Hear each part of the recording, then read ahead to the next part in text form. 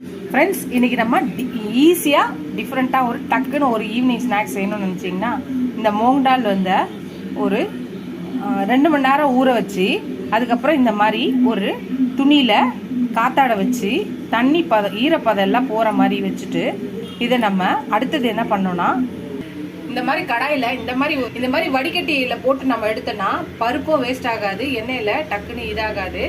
எண்ணெய் வந்து நல்லா காஞ்சிருக்கணும், போட்டோடனே நல்லா பொரியணும்.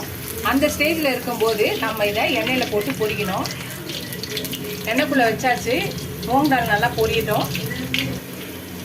எண்ணெயில் போட்டு பொரிக்கணும்.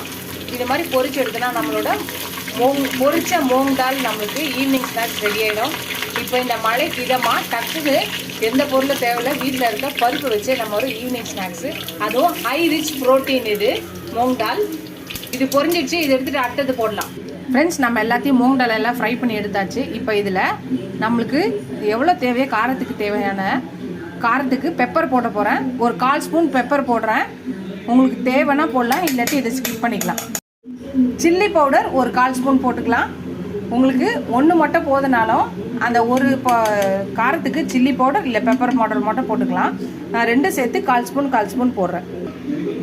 சால்ட்டு ஒரு 1/4 ஸ்பூன் போட்டுக்கலாம். அவங்கவுங்களுக்கு எவ்வளோ சால்ட்டோ அதுக்கு இருக்கிற மாதிரி போட்டுக்கலாம். இப்போ எல்லாத்தையும் நல்லா மிக்ஸ் பண்ணிக்கலாம். அவ்வளோதான் ஃப்ரெண்ட்ஸ், எல்லாத்தையும் நம்ம நல்லா மிக்ஸ் பண்ணியாச்சு.